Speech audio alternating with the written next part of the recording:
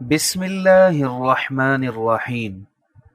عالم برزخ، کیا ہمارے قبرستان عالم آخرت میں ہیں؟ عذاب قبر کے معاملے کا تعلق آخرت سے ہے، اور جیسا کہ کتاب اللہ کے دلائل سے ثابت ہے کہ آخرت کی جزا و سزا کا مقام یہ دنیا نہیں بلکہ آسمانوں میں ہے۔ اب جو یہ عقیدہ رکھے کہ آخرت کی جزا و سزا اس دنیا میں ملتی ہے، وہ قرآن و حدیث پر ایمان رکھنے والا ہے یا اس کا کفر کر رہا ہے۔ سوچیں، دنیا والوں کے بنائے ہوئے ان قبرستانوں میں پائی جانے والی یہ قبریں عالم دنیا میں ہیں یا عالم آخرت میں؟ افسوس صد افسوس، شیطان نے کیسا گمراہ کر دیا ہے۔ برزخ کے بارے میں ہر فرقے میں یہ تصور پایا جاتا ہے کہ زندوں کی رسائی وہاں ممکن نہیں، اور یہی حقیقت ہے۔ اب اگر یہی قبر برزخ ہے تو پھر نبی صلی اللہ علیہ وسلم نے جابر بن عبداللہ رضی اللہ عنہ کو کیسے یہ اجازت دے دی کہ وہ اپنے والد کی برزخ میں داخل ہو جائیں اور ان کا جسم وہاں سے نکال کر ان کی ایک دوسری برزخ بنا دیں؟ اس لیے کہ جابر رضی اللہ عنہ نے نبی صلی اللہ علیہ وسلم کی اجازت سے اپنے والد کا جسم اس قبر سے نکال کر دوسری جگہ دفنا دیا تھا جہاں وہ ایک دوسرے صحابی رضی اللہ عنہ کے ساتھ دفن کیے گئے تھے۔ بخاری کتاب الجنائز۔ اسی طرح نبی صلی اللہ علیہ وسلم نے مدینہ میں مشرکین کی قبریں کھدوا دیں۔ بخاری کتاب العمرہ۔ یعنی یہ بات زندہ انسانوں کی دسترس میں ہے کہ وہ جب چاہیں کوئی قبر کھود کر میت کی برزخ میں حائل ہو جائیں۔ کتنے پوسٹ مارٹم ہوتے ہیں جن میں مردہ اجسام کو یا ان کے مختلف حصوں کو کیمیائی تجربے کے لیے قبر سے نکال لیا جاتا ہے۔ کیا نبی صلی اللہ علیہ وسلم کو معلوم نہ تھا کہ یہ قبر برزخ ہے؟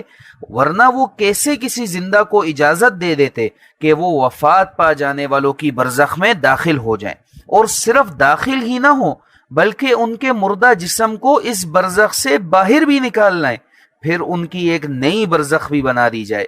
گویا نبی صلی اللہ علیہ وسلم کو وہ علم نہ تھا جو ان علماء فرقہ کو ہے۔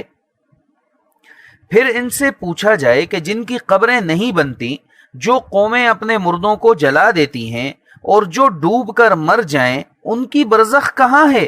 تو پھر اسی خود ساختہ عقیدے کی قوالی سنائی جاتی ہے کہ ہمارے اور مردے کے درمیان برزخ ہے۔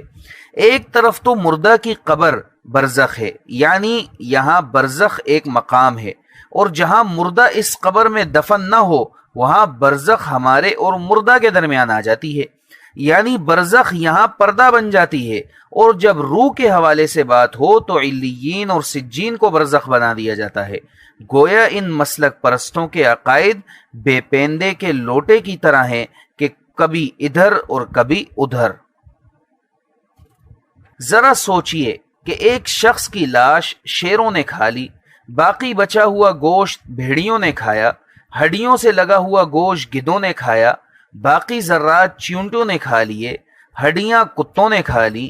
اب اس کی برزخ شیروں کا پیٹ ہے یا بھیڑیوں کا پیٹ، گدھوں کا، چونٹیوں کا پیٹ ہے یا کتوں کا، یا بیک وقت اس کی بہت ساری برزخیں ہیں؟ پھر ان سب نے کھا کر اسے فضلہ بنا کر نکال دیا، برزخ ختم ہو گئی۔ پھر سوروں نے اس گندگی کو کھایا، ایک نئی برزخ بن گئی۔ عمارت گر گئی، بم پھٹ گیا، جہاز کا حادثہ ہو گیا یا زلزلہ آ گیا، کسی کی ٹانگ کسی کے ہاتھ کے ساتھ دفن ہوئی، کسی کا دھڑ کسی کے سر کے ساتھ دفن ہوا، الف کی برزخ میں با کی برزخ شامل ہو گئی۔ قرآن و حدیث کی بات خواہ کچھ بھی ہو، ان کا عقیدہ یہی ہے کہ اسی زمین میں سب کچھ ہوتا ہے، اور اپنے اس باطل عقیدے کو ثابت کرنے کے لیے یہ لوگ سورۃ الاعراف کی آیت نمبر 25 اور سورہ طٰہٰ کی آیت نمبر 55 پیش کرتے ہیں۔ لہٰذا ضروری ہے کہ ان آیات کی تشریح لوگوں کے سامنے لائی جائے کہ کیا قرآن مجید میں مرنے کے بعد عذاب اور راحت کا مقام یہ زمین بتایا گیا ہے۔ سورۃ الاعراف کی آیت نمبر 25 میں مالک بیان فرماتا ہے، قال فیہا تحیون وفیہا تموتون ومنہا تخرجون، فرمایا اسی میں تم کو جینا ہے اور اسی میں تم کو مرنا ہے اور اسی میں سے تم کو نکالا جائے گا۔ سورہ طٰہٰ کی آیت نمبر 55 میں مالک بیان فرماتا ہے منہا خلقناکم وفیہا نعیدکم ومنہا نخرجکم تارۃ اخری، اسی سے ہم نے تم کو پیدا کیا ہے، اسی میں ہم تم کو لوٹائیں گے اور اسی سے ہم تم کو نکالیں گے۔ ان دونوں آیات کو یہ فرقہ پرست اپنے اس باطل عقیدے کی دلیل کے طور پر پیش کرتے ہیں، حالانکہ ان دونوں آیات میں سے کسی میں بھی مرنے کے بعد کی جزا و سزا کا کوئی ذکر نہیں۔ جماعت المسلمین والے اپنی کتاب ارضی قبر یا فرضی قبر میں فرماتے ہیں معلوم ہوا کہ زمین میں موت آئے گی اور زمین ہی سے نکالا جائے گا۔ یہ دونوں چیزیں واضح طور پر اعلان کر رہی ہیں کہ مرنے کے بعد جو کچھ ہوگا وہ زمین میں ہی ہوگا۔ مرنے کے بعد دوبارہ زندہ ہونے کے درمیانی وقت کے سلسلے میں کسی جگہ کا کوئی ذکر نہیں۔ زمین میں مرنا اور زمین سے بروز قیامت اٹھایا جانا یہ تسلسل بتا رہا ہے کہ درمیانی وقفہ کے لیے کوئی اور جگہ نہیں۔ وضاحت: ان دونوں آیات کا خلاصہ یہ ہے کہ انسان اسی مٹی سے بنایا گیا، اسی زمین پر یہ اپنی زندگی گزارے گا، موت کے بعد اسی مٹی میں دوبارہ لوٹایا جائے گا، پھر قیامت کے دن اسی مٹی سے نکالا جائے گا۔ اب اس کے بعد یہ کہنا کہ یہ دونوں چیزیں واضح طور پر اعلان کر رہی ہیں کہ مرنے کے بعد جو کچھ ہوگا وہ زمین ہی میں ہوگا، محض اپنے باطل عقیدے کا استخراج ہے، ورنہ ان آیات میں ایسی کوئی بات ہرگز نہیں۔ قرآن و حدیث نے عقیدہ فراہم کیا ہے کہ مرنے کے بعد یہ ہوگا کہ یہ جسم اس مٹی میں جانے کے بعد سڑ گل جاتا ہے اور مٹی میں مل کر مٹی ہو جاتا ہے، اور قیامت کے دن اللہ تعالیٰ ان جسموں کی دوبارہ تخلیق فرمائے گا۔ یہ تو ہے کتاب اللہ کا بیان، لیکن جو کچھ جماعت المسلمین والے بیان کر رہے ہیں اس سے اگر ان کی مراد مرنے کے بعد کی جزا ہے، سزا ہے، تو پھر آخر اللہ کو کیا حجاب تھا اس بات کو بیان کرنے میں؟ حیرت ہے کہ اللہ تعالیٰ مٹی سے بنایا جانا تو بیان کر رہا ہے، مٹی میں لوٹایا جانا بیان کر رہا ہے، قیامت کے دن اسی زمین سے نکالا جانا بیان کر رہا ہے، اور نہیں بیان کر رہا تو ان کا گھڑا ہوا عقیدہ نہیں بیان کر رہا۔ لیکن ان کے علم کا عروج بھی ملاحظہ فرمائیں کہ ایک بات اللہ تعالیٰ نے بیان تو کی نہیں، لیکن انہوں نے اس چھپی ہوئی بات کو سمجھ لیا، اس پر ایمان بھی بنا لیا اور اس کی تبلیغ بھی شروع کر دی۔ جب ان سب باتوں کا کتاب اللہ میں کوئی ذکر نہیں تو سمجھ نہیں آتا کہ ان باتوں کی تعلیم انہوں نے کہاں سے حاصل کی ہے۔ بہرحال شیطان انسان کا ازلی دشمن ہے اور اس نے اپنا پورا زور لگایا ہوا ہے کہ کسی طرح اس انسان کو بہکا کر اللہ کے بتائے ہوئے راستے سے دور کر دے۔ درمیانی وقفہ فرماتے ہیں مرنا اور زمین سے بروز قیامت اٹھایا جانا یہ تسلسل بتا رہا ہے کہ درمیانی وقفے کے لیے کوئی اور جگہ نہیں۔ سامعین کرام ملاحظہ فرمائیں کہ ان کا قرآن و حدیث سے کس قدر تعلق ہے۔ اس سے پہلے اس بات کی وضاحت ہو چکی ہے کہ دنیا سے واپسی کا اگلا لمحہ آخرت کا پہلا لمحہ ہوتا ہے۔ ادھر روح قبض ہوتی ہے اور ادھر اس کا داخلہ جنت یا جہنم عالم برزخ میں ہوتا ہے۔ تو قرآن کے اس بیان کے بعد درمیانی وقفے کا سوال کیسے پیدا ہوتا ہے؟ راحت قبر یا عذاب قبر کوئی علیحدہ چیز نہیں بلکہ قیامت کے بعد ملنے والی جزا یا سزا کا تسلسل ہی ہے۔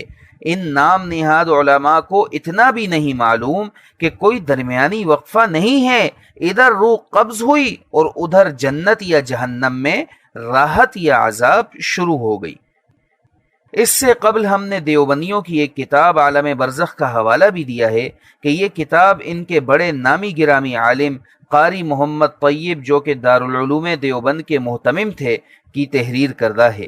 اس کتاب میں انہوں نے قرآن کریم کی آیات کی من مانی تشریح، موضوع اور منکر روایات اور جھوٹے چشمدید واقعات سے اس زمینی قبر ہی کو عذاب کا مرکز اور برزخ قرار دینے کی ہر ممکن کوشش کی ہے، لیکن ساتھ ہی یہ بھی لکھ گئے اسی طرح برزخ والے دنیا والوں کے احوال بھی معلوم کرنے کے خواہش مند رہتے ہیں، جیسے نبض حدیث نبوی صلی اللہ علیہ وسلم مرنے کے بعد روح کے عالم برزخ میں پہنچتے ہی میت کے اعزاء و احباب اس کے ارد گرد جمع ہو جاتے ہیں۔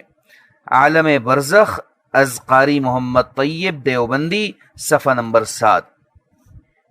سوال یہ پیدا ہوتا ہے کہ ان کے نزدیک تو انسان کی روح قبض کرنے کا وقت اور اس کے دفنانے کی جگہ برزخ ہے، یا بقول ان کے اگر نہیں دفنایا گیا تو ہمارے اور اس کے درمیان برزخ ہے، تو اب یہ عالم برزخ کہاں سے آ گیا؟ الف کراچی میں مرا، ان کے عقیدے کے مطابق اس کی برزخ کراچی کے کسی قبرستان میں ہے۔ بے امریکہ میں ڈوب کر مرا، چنانچہ اس کی برزخ امریکہ کے سمندر میں ہوگی۔ تے افریقہ کے جنگل میں مرا، گویا اس کی برزخ افریقہ کے جنگل میں بسنے والے درندے کے پیٹ ہیں۔ تو الف بے عالم برزخ میں ان سب کی روحیں کہاں سے آ گئیں؟ ان لوگوں نے تو کتابیں لکھ لکھ کر امت میں یہی عقیدہ پھیلایا ہے کہ یہی قبر اس مردے کی برزخ ہے، یہاں ہی اس کی روح لوٹائی جاتی ہے، یہاں ہی اس کو عذاب دیا جاتا یا راحت ملتی ہے۔ تو اب ان سب کی روحیں عالم برزخ میں کیا کرنے گئی ہیں؟ حقیقت یہ ہے کہ ان سب کے تحت الشعور میں کتاب اللہ کا دیا ہوا عقیدہ عالم برزخ موجود ہے۔ باقی یہ ساری لڑائی محض اپنے فرقے کو بچانے کے لیے ہے۔ یہ حق جانتے ہیں لیکن اس کو چھپاتے اور باطل کو پھیلاتے ہیں، اس لیے کہ ان کے فرقے کے بڑے یہ باتیں لکھ گئے ہیں، ان کو کہاں لے کر جائیں؟ آئندہ قسط میں انشاءاللہ ہم ذکر کریں گے کہ کیا ہر مرنے والے کی برزخ علیحدہ ہے؟